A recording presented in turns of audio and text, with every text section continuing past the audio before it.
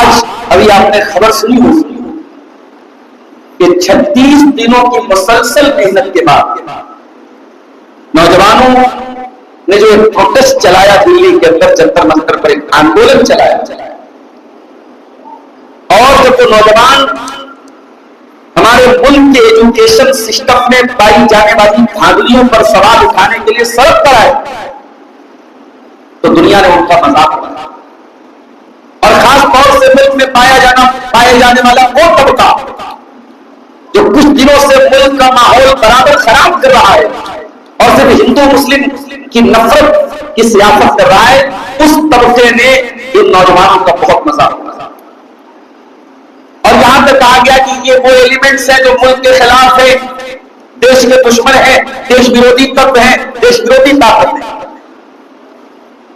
لیکن ان نوجوانوں نے ثابت کر دیا کہ ہمت اور محنت سے کوئی کام کیا جائے تو کام اپنے انجام تک پہنچتا ہے۔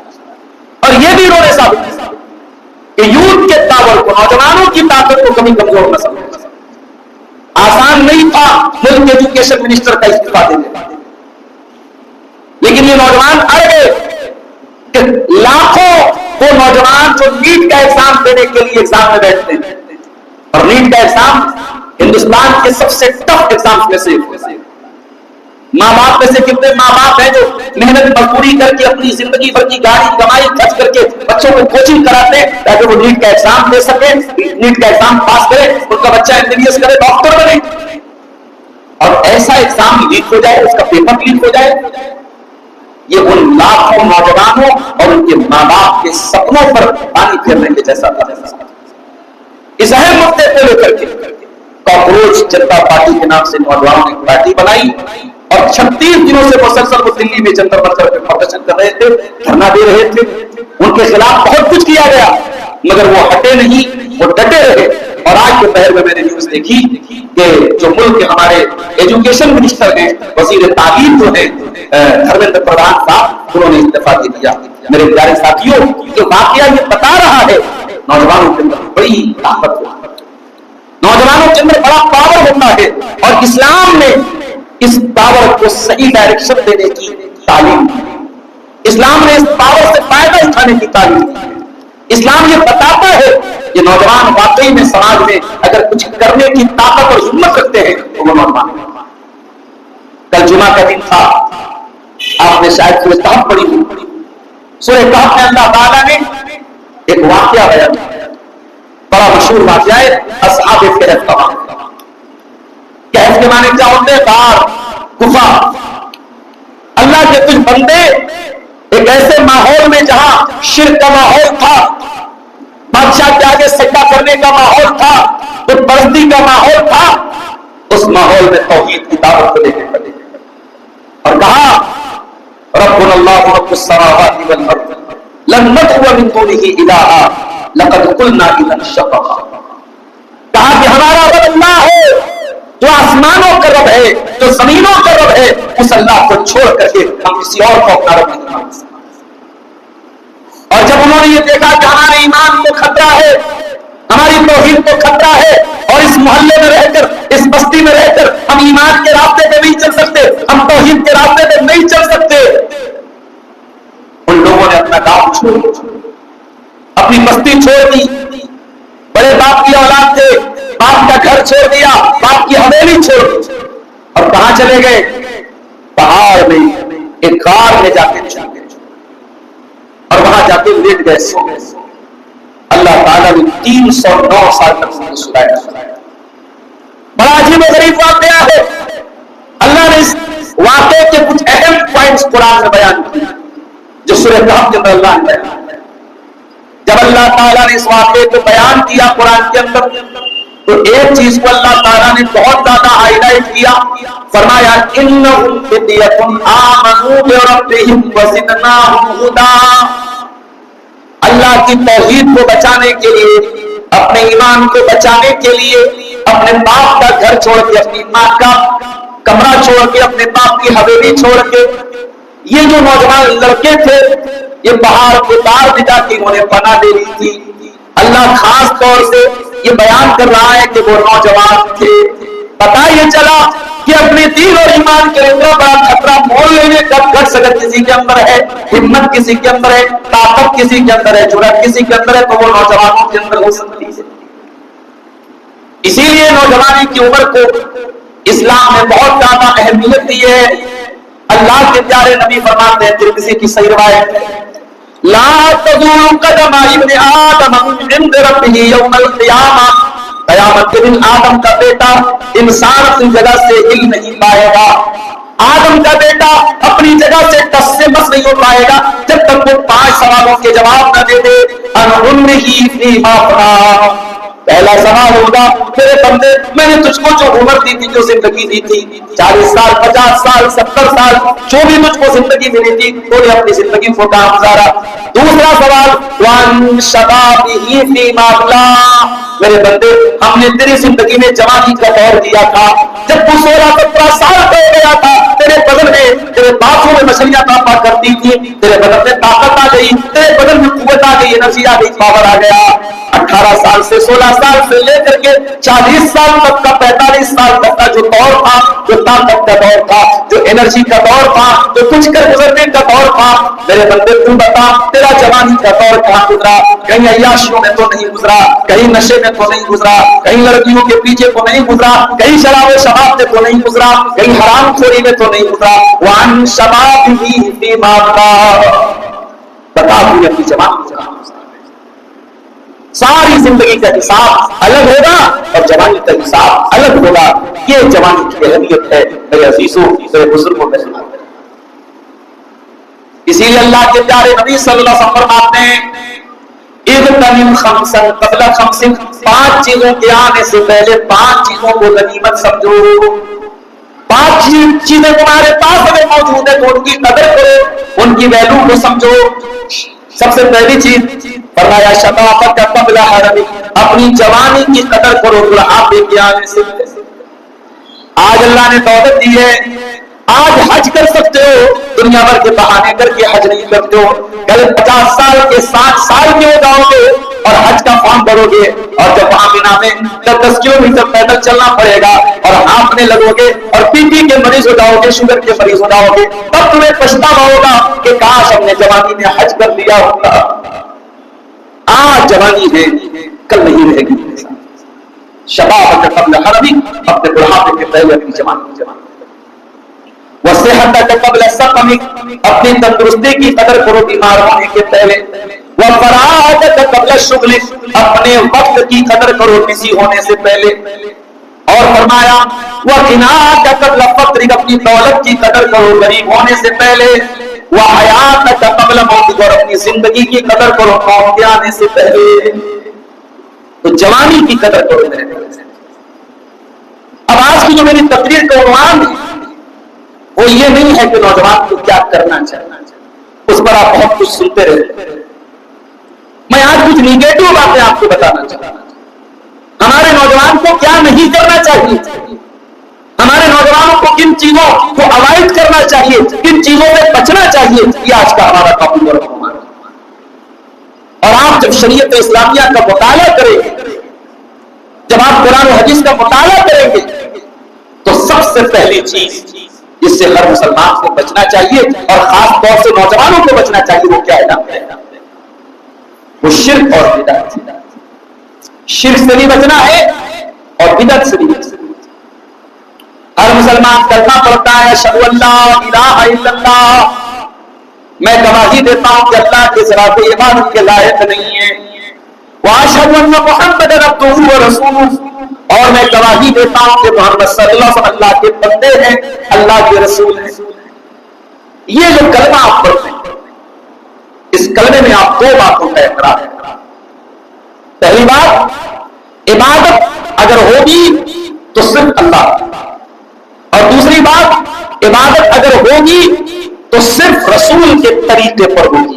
محمد رسول اللہ صلی اللہ علیہ وسلم کے علاوہ اللہ تعالیٰ نے دین میں کسی اور کو یہ اتھارٹی نہیں دی ہے کہ دین میں عبادت ان کے طریقے پر کی جائے۔ عبادت صرف اللہ کی ہوگی، اور عبادت میں طریقہ اگر اپنایا جائے گا تو رسول کا طریقہ ہوگا۔ اور یہی بات اللہ تعالیٰ سورہ کہف کی آخری آیت میں کہتا ہے،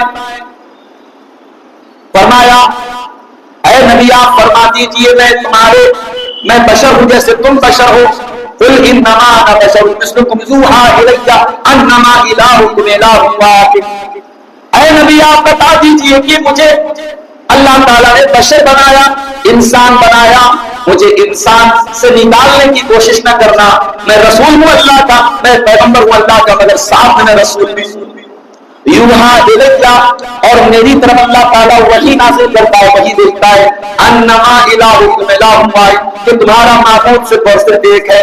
فمن کان یرجو لقاء ربہ فلیعمل عملا صالحا ولا یشرک بعبادۃ ربہ احدا. تو جو اپنے رب سے ملاقات کرنا چاہتا ہے, جو جنت میں جانا چاہتا ہے, جو اللہ کے یہاں کامیاب ہونا چاہتا ہے, اسے دو کام کرنا پڑے گا. پہلا کام کیا کرنا پڑے گا؟ فَلْيَعْمَلْ عَمَلًا صَالِحًا, وہ عمل کرے تو نیک عمل کرے, اس کے عمل کے اوپر رسول کی مہر ہو, اس کی عبادت کے اوپر رسول کی مہر ہو. اور دوسری چیز کیا ہے؟ وَلَا يُشْرِكْ بِعِبَادَةِ رَبِّهِ أَحَدًا, وہ اپنے رب کی عبادت میں کسی کو شریک نہ کرے. یہی دو چیزیں ہیں, توحید اور سنت. اور توحید کا اپوزٹ ہے شرک, اور سنت کا اپوزٹ ہے بدعت. سفر کا مہینہ چل رہا ہے, بہت سارے لوگ اس کو تیزی کا مہینہ بولتے ہیں. کہا جاتا ہے یہ منحوس مہینہ ہے, لوگ اس مہینے میں شادیاں نہیں کرتے. اس مہینے میں جو بچہ پیدا ہو جائے, اگر وہ شرارتی ہو جائے, وہ بد اخلاق ہو جائے, لوگ کہتے تیزی میں پیدا ہوا تھا. یہ عقیدے بھی میرے پیارے صاحب کے توحید کے خلاف ہے. نہ کوئی مہینہ منحوس ہے, نہ کوئی دن منحوس ہے. نہ 3 تاریخ کو شادی کرنا منع ہے, نہ 13 تاریخ کو شادی کرنا منع ہے, نہ 23 تاریخ کو شادی کرنا منع ہے. یہ 3, 13, 23 کا عقیدہ بھی اسلام کے خلاف ہے. یہ سفر کے مہینے کو تیزی کا مہینہ کہنا, یہ بھی اسلام کے خلاف ہے. یہ کسی مہینے کو خاص کر لینا کہ مہینہ منحوس ہوتا ہے, یہ بھی اسلام کے خلاف ہے. اگر ان سب چیزوں سے کوئی مہینہ منحوس ہوتا تو شاید ربیع الاول کی 12 تاریخ کو صحابہ کرام منحوس قرار دے دیتے. 12 ربیع الاول کی تاریخ اللہ کے پیارے نبی کی وفات کی تاریخ تھی, اور صحابہ کہتے ہیں, حضرت انس کہتے ہیں, جس دن اللہ کے نبی مدینہ آئے تھے اس سے زیادہ روشن دن ہم نے نہیں دیکھا, اور جس دن اللہ کے پیارے نبی کا انتقال ہوا تھا اس دن سے زیادہ ہم نے کوئی تاریخ دن نہیں دیکھا, ہم نے کوئی اندھیرے والا دن نہیں دیکھا. اگر کوئی دن اور تاریخ منحوس سمجھنے کا کانسیپٹ ہوتا اسلام, تو صحابہ نے 12 ربیع الاول کی تاریخ کو غلط سمجھا ہوتا, اس میں شادیاں نہ کرتے, اس کو خراب سمجھتے, مگر صحابہ نے ایسا نہیں کیا ہے. تو توحید اور سنت کی قدر کرو. نماز پڑھو تو سوچو کہ نماز کا طریقہ کیا بنا رہے ہو. کہیں ایسا تو نہیں کہ باپ دادا سے جو طریقہ دیکھتے چلے آئے اسی کو فالو کر رہے ہو. کیا نماز کا طریقہ پیارے رسول نے نہیں بتایا ہے؟ اور اگر بتایا ہے اور آپ نے یہاں تک فرمایا ہے سلو کما رأیتمونی اصلی, نماز اس طریقے پر پڑھو جس طریقے پر مجھے پڑھتے ہوئے دیکھتے ہو. اس کا مطلب یہ ہوا کہ قیامت تک نبی کی نماز کا طریقہ ریکارڈ رہے گا, قیامت تک نبی کی نماز کا طریقہ صرف رہے گا. اور وہ کہاں ملے گا؟ وہ آپ کو حدیث کی کتابوں میں ملے گا. او لوگوں جاؤ, میں مسلک کی بات نہیں کرتا, میں جماعت کی بات نہیں کرتا, جاؤ ذرا حدیث کی کتاب اٹھا کے پڑھو اور اپنی نماز کو حدیث پر پیش کرتے چلے جاؤ, حدیث پڑھتے چلے جاؤ اور اپنی نمازوں کا جائزہ لیتے چلے جاؤ, اور غور کرو کہ آپ کی نماز کا طریقہ رسول کی نماز سے میچ کر رہا ہے یا نہیں کر رہا ہے. عبادت اگر ہوگی تو صرف اللہ, اور عبادت کا طریقہ اگر چلے گا تو جناب محمد رسول اللہ صلی اللہ علیہ وسلم کا چلے گا. آج حالات کیا ہے؟ کوئی بات بول دو قبر پرستی کے خلاف لوگوں کو مرچی لگ جاتی ہے. اسی لوٹا کی سرزمین پر ابھی 2 ہفتہ پہلے چنا کر خطبہ میں نے دیا, اور میں نے کہا کہ صاحب ایک پیر صاحب کو پالکی میں بٹھا کے, کرسی میں بٹھا کے عوام اپنے کندھے پہ لے کے جا رہی ہے, یہ ڈھول ہے. تو لوگوں نے کہا کہ آپ نے صاحب توہین کر دی فلاں, وہ رسول کی آل میں سے ہیں اور بہت بڑے پیر صاحب ہیں اور بہت بڑے سجادہ نشین صاحب ہیں, آپ تو ان کی توہین کر دی. یہ کیا ہوتا ہے؟ ایک آدمی رسول کی خاندان سے ہے, رسول کی آل میں سے ہے, اگر ہے سو کال. ہمارے یہاں تو صاحب کوئی بھی اپنے آپ کو سید لکھ دیتا ہے, کوئی بھی دعویٰ کر سکتا ہے ہم رسول کی نسل میں سے ہیں. رسول مدینے میں رہے, رسول کی نسل مدینے میں رہی, اور رسول کے آل اور رسول کی اولاد میں سب سے زیادہ آپ کو کہاں ملیں گے؟ انڈیا, پاکستان, بنگلہ دیش. سید لوگ سب سے زیادہ کہاں ملیں گے؟ انہیں 3 علاقوں میں. عجیب بات ہے بھائی. رسول کی آل مدینے میں نہیں رہی اور ہندوستان اور بنگلہ دیش پاکستان میں بہت ملتی ہے، یہ اچھی بات ہے۔ اچھا 2 منٹ کے لیے چلو مان لو کہ صاحب کوئی آدمی رسول کی آل میں سے رسول کی رسول، اب چاہے اس کا عقیدہ جو بھی وہ قبروں پہ سجدہ کرے، وہ مزار پرستی کرے، وہ یا اشرف کہہ کے دعائیں کرے اللہ کو چھوڑ کے، خواجہ مخدوم اشرف جہانگیر سمنانی رحمۃ اللہ علیہ یہ اللہ کے نیک بندے گزرے تھے، ان کی قبر پہ کھڑا ہو کے ان کو پکارے اور ہم کے ساتھ یہ بہت بڑا نیک آدمی ہے اور اللہ کا ولی ہے اور جو ہے بہت بڑا پیر ہے، ہم سے یہ نہیں ہو سکتا ہے۔ اور الحمدللہ پہلے یہ آوازیں صرف اہل حدیث کے اسٹیجوں سے آتی، اب پیر پرستی کی یہ لعنت خود اس طبقے میں بھی لوگوں نے محسوس کرنی شروع کر دی ہے، اور میں کئی ایسے علماء کو جانتا ہوں جو اہل حدیث نہیں ہے، جو بریلوی مسلک سے جن کا تعلق ہے، انہوں نے کھل کر کے کہا ہے کہ نہیں، یہ پیروں کو ضرورت سے زیادہ عزت دینا اور ان کی تعظیم کے نام پہ ان کا جو ہے بہت زیادہ درجہ بڑھانا، پیر پرستی کرنا، اسلام سے اس کا کوئی تعلق نہیں ہے۔ اس میں کئی ایسے علماء کو جانتا ہوں جنہوں نے اپنی عوام میں پائی جانے والی پیر پرستی سے روکا ہے۔ تو نوجوان کو شرک سے بچنا اور بدعت سے بچنا اور آگے بڑھنا۔ میرے نوجوان ساتھیوں، آپ کو ایک اور چیز سے بچنا ہے، عبادت میں غفلت مت کرنا، نماز میں غفلت مت کرنا۔ ان الصلاۃ کانت علی المؤمنین کتابا موقوتا، نماز ہر مسلمان پر اپنے وقت سے فرض ہے۔ آپ بہت بڑے بزنس مین ہیں، بہت بڑے کاروباری ہیں، اللہ نے یہ کہے کہ آپ نہیں بچ پائیں گے، اے اللہ میرا بزنس بہت بڑا تھا، مجھے نماز پڑھنے کا موقع نہیں مل رہا تھا، میں کبھی دشا شوبیز میں ہوں، کبھی چوک میں ہوں، کبھی مدر پورا میں ہوں، کبھی روڑی تالاب میں ہوں، میں اے اللہ کیسے نماز پڑھتا؟ اللہ کیا ایکسکیوز نہیں چلے گا میرے ساتھ، نماز فرض ہے۔ جب تک سانس چل رہی ہے، جب تک دماغ کام کر رہا ہے، نماز معاف نہیں ہے، آپ کو نماز پڑھنا ہے۔ اور قرآن کیا کہتا ہے؟ رجال اللہ تلہیہم تجارۃ ولا بیع عن ذکر اللہ، اللہ کے کامیاب بندے وہ ہیں، اللہ کے مومن بندے وہ ہیں، وہ کاروبار بھی کرتے ہیں، وہ لین دین بھی کرتے ہیں، لیکن ان کا کاروبار ان کو اللہ کے ذکر سے غافل نہیں کرتا، ان کو نماز سے غافل نہیں کرتا، وہ ٹائم سے نماز پڑھتے ہیں، نماز کی پابندی۔ اور خاص طور سے سب سے مشکل اور سب سے ٹف نماز جو ہے وہ فجر کی، لیکن اس کا انعام بھی سب سے زیادہ ہے۔ اگر آپ نے فجر کی نماز جماعت کے ساتھ پڑھ لی، آپ اللہ کے ولی بن گئے۔ جی، اللہ کا ولی کس کو بولتے ہیں؟ اللہ کا ولی اس کو بولتے ہیں جس سے اللہ محبت کرے، اور اللہ کے نبی فرماتے ہیں، صحیح مسلم کی روایت ہے، من صلی الصبح فهو فی ذمۃ اللہ، جو فجر کی نماز جماعت کے ساتھ پڑھتا ہے وہ اللہ تعالیٰ کی ذمہ داری میں آ جاتا ہے، اللہ اس کی ذمہ داری لے لیتا ہے۔ فَلَا يَطْلُبَنَّكُمُ اللَّهُ بِشَيْءٍ مِّن ذِمَّتِهِ فَيُغْرِقَهُ فَيَكُبَّهُ فِي نَارِ جَهَنَّمَ، تو کہیں ایسا نہ ہو وہ فجر پڑھنے والا پانچوں ٹائم کا جو نمازی انسان ہے جس کو اللہ تعالیٰ نے اپنی ذمہ داری میں لے لیا ہے، کہیں اس کے ساتھ کوئی ظلم اور زیادتی نہ کر دینا، کہیں اس سے چھیڑ چھاڑ نہ کر دینا، اللہ کی ذمہ داری میں وہ آ چکا ہے، ورنہ تم کو انجام بھگتنا پڑے گا، اللہ تم کو پکڑ لے گا اور گھسیٹ کر کے جہنم میں ڈال دے گا، اور جہنم میں ڈال دے گا۔ فجر کی نماز آپ کو اللہ کو ولی بناتی ہے، نماز کی پابندی۔ اور نماز اگر نہیں پڑھتا ہے کوئی نوجوان تو وہ بہت ساری برائیوں سے نہیں بچ پائے۔ برائیوں سے اگر بچنا ہے، گندے کاموں سے اگر بچنا ہے تو ایک ماتر سولوشن یہ ہے، ایک ماتر طریقہ اور حل یہ کہ پہلے آپ نماز کی پابندی۔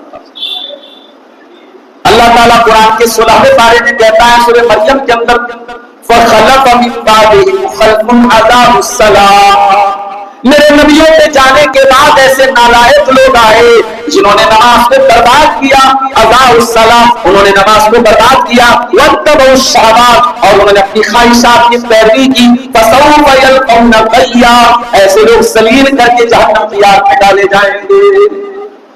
تو نماز میں لاپرواہی سے بچنا، یہ دوسرا کام جس سے آپ کو بچنا ہے۔ تیسرا کام جس سے ہر نوجوان کو بچنا ہے، ہر لڑکے کو بچنا ہے، ہر لڑکی کو بچنا ہے، وہ کیا ہے؟ زنا کاری سے آپ بچنا۔ وَلَا تَقْرَبُوا الزِّنَا، اے میرے بندو تم زنا کے قریب بھی نہ جانا۔ اللہ نے یہ نہیں کہا تم زنا نہ کرنا، فرمایا جو چیزیں زنا تک لے کے جاتی ہیں، آپ گھر میں سبزی بناتے ہیں، گوشت بناتے ہیں، تو ڈائریکٹ تو ایسا نہیں ہوتا کہ سالن بن جاتا ہے، اس کی تیاری کرتے، اس کا مسالہ تیار کرتے، اس کی تمام تیاری کے بعد اور تمام چیزیں ڈالنے کے بعد اور ہانڈی پر اتنی دیر پکانے کے بعد آپ کی وہ ڈش تیار ہوتی ہے۔ میرے پیارے بھائیوں، زنا ایک دن میں نہیں ہوتا ہے، زنا کے لیے بھی بہت ساری تیاریاں ہوتی ہیں، زنا کے چور دروازوں کے ذریعے زنا تک پہنچا جاتا ہے۔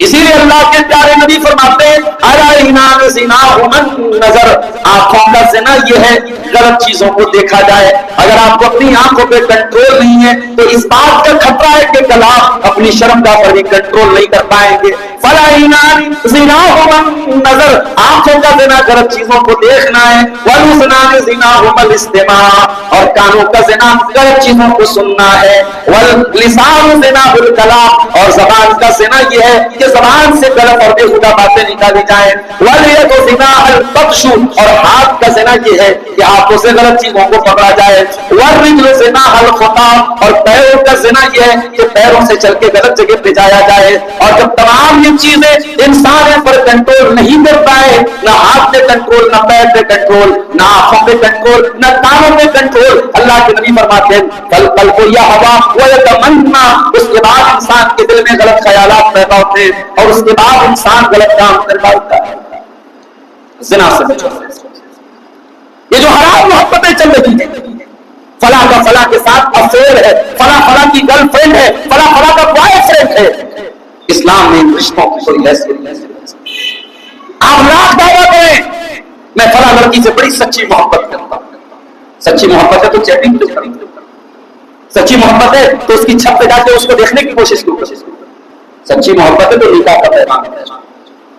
اللہ کے نبی فرماتے ہیں، ابن ماجہ کی صحیح روایت ہے، لم یرا للمتحابین مثل النکاح، دو محبت کرنے والوں کے لیے نکاح کے جیسی کوئی چیز نہیں دیکھی گئی۔ میں حدیث پڑھ رہا ہوں مگر کہیں ایسا نہ ہو کہ حدیث کا آپ کو غلط پکڑ لے لینا۔ یہ حدیث لو میرج کو پروموٹ نہیں کر رہی ہے، اس حدیث کا قطعاً یہ مطلب نہیں ہے کہ پہلے آپ پیار اور محبت کریں پھر شادی کریں۔ یہ حدیث ایک تو یہ بات بتا رہی ہے کہ محبت وہ نہیں ہے جو ہوٹلوں اور ریسٹورنٹ میں پیدا ہو رہی ہے، جو پارکوں میں ہو رہی ہے، جو چپکے چپکے مل کر کے ہو رہی ہے۔ محبت وہ ہوتی ہے جو علل اعلان ہوتی ہے، نکاح کر کے جب انسان اپنی بیوی کو لاتا ہے، بڑے حق کے ساتھ بیوی کے لیے کھانے پینے کی چیزیں لاتا ہے، بڑے حق کے ساتھ اپنی بیوی کا حق ادا کرتا ہے، یہ اصل محبت ہے جس کے اندر ذمہ داری بھی ہے، جس کے اندر ذمہ داری کا احساس بھی ہے، جس کے اندر کوئی چوری نہیں ہے، جس کے اندر کوئی حرام کاری نہیں ہے۔ ایک مطلب تو اس حدیث کا کہ اصل محبت نکاح کے ذریعے، اور دوسرا مطلب اس حدیث کا اتفاق سے اگر کسی لڑکے کے دل میں کسی لڑکی کے بارے میں یہ بات بیٹھ جائے کہ یہ لڑکی مجھے اچھی لگتی ہے، یہ عورت میری زندگی میں آنی چاہیے، تو حرام طریقے سے اس کی طرف نہ پڑے، نکاح کر لے، نکاح کر لے اور نکاح کا پیغام دے کے پراپر چینل سے آئے۔ لڑکی کو ڈائریکٹ نکاح کا پیغام نہیں دینا ہے، لڑکی کے ولی اور لڑکی کے گارجین تک نکاح کا پیغام دینا ہے، اور لڑکی کا گارجین اگر تیار نہیں ہے تو پھر آپ کو سرنڈر ہونا پڑے گا۔ آپ کسی بھی لڑکی کے گارجین کی اجازت کے بغیر، اس کے ولی کی اجازت کے بغیر اس سے تو حرام ریلیشن شپ سے ہمارے نوجوان